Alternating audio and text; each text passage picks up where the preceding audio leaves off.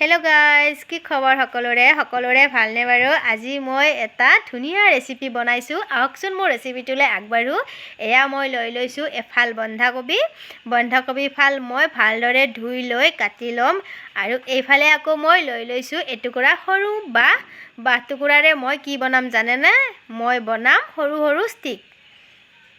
যেহেতু বন্ধাকবিৰে কিবা এটা বস্তু বনাম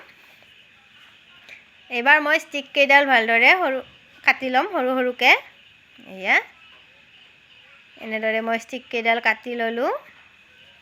আপোনালোকে বাৰু এনেদৰে খাই পাইছেনে জনাবচোন এয়া মোৰ ষ্টিক কেইডাল কাটি লোৱা হৈ গল এইফালে আকৌ মই বন্ধাকবিখিনি সৰু সৰুকৈ কাটি লৈছো এনেদৰে এবাৰ মই এইখিনি ধুই লম ভালদৰে বন্ধাকবিৰ ভিতৰত যেহেতু পোক থাকে ভালদৰে এনেদৰে ধুই লম মই এয়া এবাৰ মই বন্ধাকবিখিনি পানীখিনি পৰিবলৈ খৰাহি এটাত থৈ দিছো এবাৰ আকৌ মই ষ্টিক কেইডাল লৈ লৈছো এনেদৰে হুমুৱাই দিছো এয়া দেখিছেনে 10 পাহ 15 পাহ এনেকে এডাল ষ্টিকত হুমাই দিছো আপোনালোকে বেছিকেও দিব পাৰে এয়া মোৰ ষ্টিক কেইডালত বন্ধাকবিখিনি হুমুৱাই লোৱা হৈ গল এইবাৰ মই এফালে এটা বাসনত এইবাৰ ইয়াতে মই লম বেসন এয়া আপোনালোকে যিমান পৰিমাণৰ বনাই হিমান পৰিমাণৰ বেসন লব মই বেছি লোৱা নাই সৰু বন্ধাকবিৰ এফাল লৈ লৈছো ইয়াতে মই দিছো আদা নহৰু পেষ্ট কৰি থোৱা আছিল এইবাৰ দিছো নিমখ এইবাৰ দিছো বেকিং সোডা আৰু দিছো হালধি গুৰি সোৱাদ অনুসৰি আৰু দিছো এয়া জিৰা গুৰি এইবাৰ মই দি দিম ইয়াতে চিকেন মছলা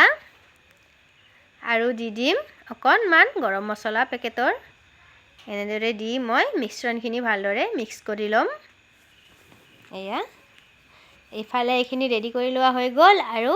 এইফালে বেসনৰ মিশ্ৰণখিনিও ৰেডি কৰি লোৱা হৈ গল এইবাৰ মই ষ্টিক কেইডাল এনেদৰে দি বেসনখিনি এনেদৰে দি লগাই দিম এয়া দেখিছেনে মই যে দিছো এনেদৰে লগাই দিম ইয়াতে অকণমান চাউলৰ গুৰি দিলে ভাল হয় মোৰ তাতে চাউলৰ গুৰি নাই এইফালে মই কেৰাহীখন বহাই দি ইয়াতে ৰিফাইন দি দিছো ৰিফাইনখিনি গৰম হ'বলৈ দি এইবাৰ মই এপিচকৈ বহাই দিম এয়া ৰিফাইনখিনি গৰম হ'বলৈ দি অৱশেষত গেছটো লো ফ্লেমত ৰাখিহে মই এইখিনি দিছো নহলে গৰমে দিলে দহি যাব এয়া মই ইলতি এইবাৰ ভাজি লম